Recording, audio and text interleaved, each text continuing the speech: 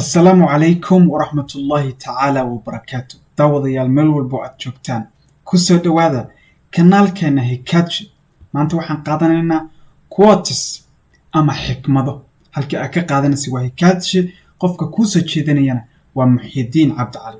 Aan u guda galno casharkeena maanta.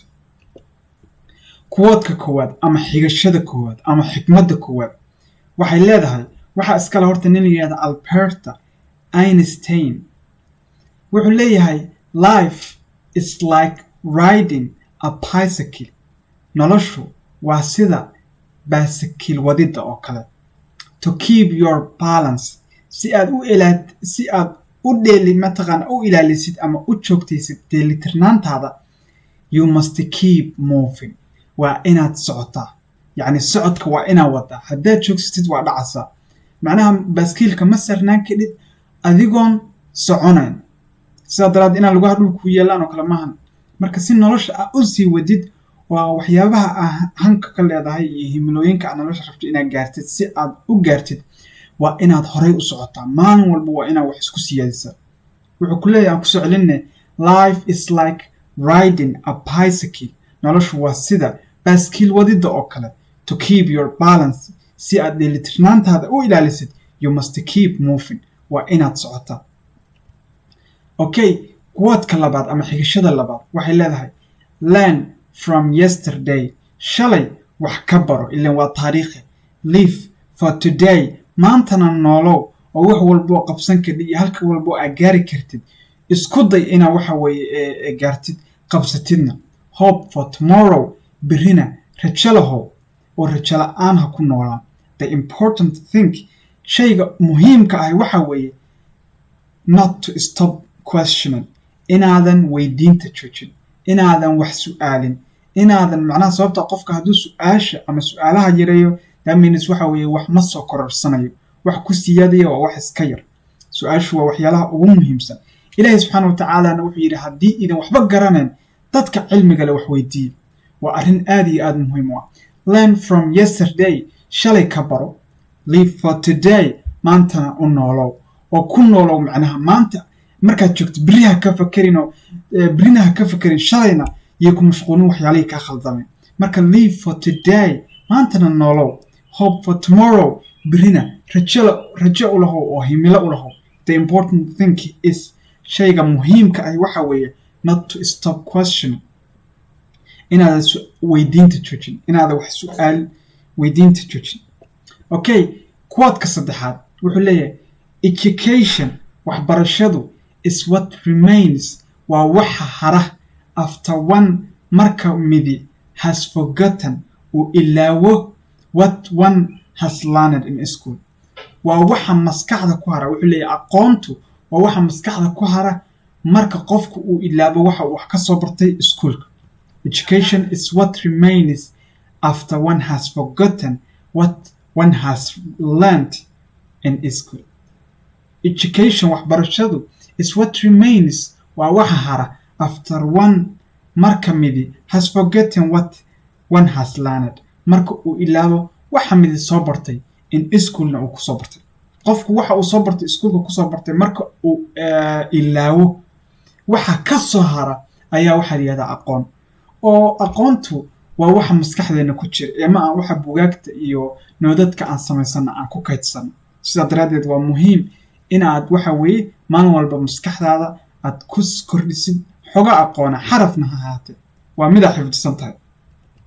Okay, quote-ka afraad wuxuu leeyahay a person qof who never made kaas oon weligii samayn mistake khalad never tried iskuma u dayin weligii iskuma u dayin anything new wax cusub iskuma u dayin. Qof aan weligii khalad samayn haddii aragtid waa qof aan weligii wax cusub isku dayin. wixii horuu ku jooga wixii horuu wuxuu la nool yahay wixii horuu waxa weeye ku qanacsan yahay waa qof meeshiisa ku jira. adeer haddaad tallaabo qaadayn dee weligaa meesha aad taagan tahay baad taagnaanaysaa. sidaa daraadeed waxaa u baahan tahay inaad khaladaad samaysid si aad waxyaalo cusub u baratid. muhiimaduna ma ahan inaan khalad dadka ku dhiirigelinayo inay sameeyaan, balse waxa weeye qofku markuu wax cusub isku dayayo waa hubaal inay khaladaad imaanayaan. waana waxyaabaha uu u baahan yahay inuu iska soco. sidaa daraadeed ayay muhiim tahay ama uu qofku ka ogaan karaa khaladaadka uu sameynayo horumarka uu samaynayo. Okay, marka halkan sawirka aad ka arkaysid waa nolosha meertada bini'aadamka oo kasoo bilaabata waxa weeye uurka hooyo kuna dhammaato uurka dhulka. noloshaasoo oogada dhulka marka koowaad ku bilaabata soo ifbixid qayle iyo weliba cabasho ay ku jirto, marka ugu dambaysana alalaad iyo waxa weeye umal inuu qofku la dhinto. inta u dhaxaysana waa waxyaabaha khaladaadka iyo waxa weeye cilmiga iyo aqoonta uu siyaasado qofku intuu ku nool yahay. maskaxdiisa qaabku waxa weeye u tababaro, jirkiisa qaabku u dhiso, noloshiisa kale siduu uga fakaro. waxyaabahaasoo dhan waa wax muhiim u ah inaan khaladaad samayn. ilaahi subxaana wa tacaala sidoo kale dadka ha khaldamnina mu oran. salaada tukada baa layidhi, soonka la imaada, xajka taga layidhi, laakiinse lama oran ha khaldaminina. awaamirtana la siiyey waa wax ilaahay xaggiisa ka imaadan, waa khaldi karnaa, waa sixi karnaa, laakiinse muhiimaddu waxa weeye inaan khaladkiina ka toobad keenno, waxa weeye saxdana aan ku dheganaano. waa sidaas. okay, quote-ka shanaad wuxuu leeyahay education is not learning of facts. ma ahan waxbarashadu inaad waxyaaba xaqiiqooyin oo jira inaad baratid ma ahan, but the training of the mind waa tababaridda maskaxda to think inay fakarto. qofku markuu hadda tusaale ahaan kale qofka baadiyaha jooga oo baadiyahaas ariga iyo geela ku raacda iyo qofka tuulada jooga isku si uma fakarayaan, isku waxbana kama fakarayaan. kan tuulada jooga iyo kan magaalada xoogaaga weyn isku si uma fakarayaan, waa isku waxna kama fakarayaan, sababtoo ah noloshooda iyo qaabka u nool yihiin isku mid maahan. kan magaalada weyn jooga iyo midka caasimada dunida aad jooga isku si uma fakarayaan, isku sina noloshooda ma ahan. kan aqoonta leh iyo midka aqoonta lahayn isku si uma fakarayaan, isku sina uma noolo. dadka waxa kala saaraya waa qaabka waxa weeye ay saamaynta ugu yeelato waxyaabaha nolosha oo khibradaha iyo waxa weeye cilmiga ay barteen ay waxa weeye fakarka iyo hanka ugu siyaadiso. waa qaabka u noolaso. bal hadda u fakartaan ka war adiga iyo ilmaha yarka, adoo weyn iyo adiga iyo ilmaha yarka hadda isku si u fakartaan, waa arrin runtii aad iyo aad looga waxa weeye yaqiiqsoodo. qofku macnaha waa inuu isbedelkiisu iyo fakarkiisa iyo qaab nololeedkiisu waa inuu ku xiran yahay heerka uu nolosha ka joogo. waa inaad la noolataa shimbirba shimbirkiisu la doolaa. halka aad nolosha ka taagan tahay sidii looga nool yahay waa inaad uga noolaataa, adigoo weliba tixgelinaya waxyaabaha saamaynta kugu leh ee nolosha kugu gadaama. sidaa daraaddeed education is not the learning of facts. waxbarashadu ma ahan ama aqoontu ma ahan inaad waxyaalo xaqiiqooyina aad baratid oo aad xifdidid, but the training laakiinse waa the training waa tababaridda of the mind maskaxda to think inay fakarto, in maskaxda lagu tababaro.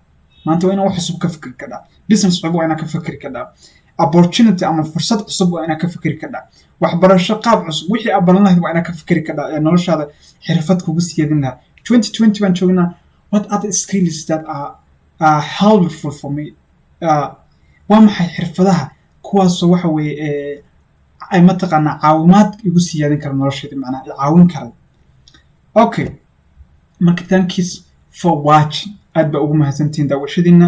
please haddii aad halkan ama gabagabada soo gaartay subscribe star haddaad nagu cusub tahay. haddii aad hore noola joogtidna like iyo shareta hanala gees marin. halka aad ka daawanayso waa Hikaasha, qofka kuu soo jeedinaya waa Muxiidiin. intaan cashar lamida ku kulmi doono waxaan idinkaga tegayaa nabad iyo nolol kulantay. wasalaamu calaykum waraxmatullaahi tacaala wabarakaatu.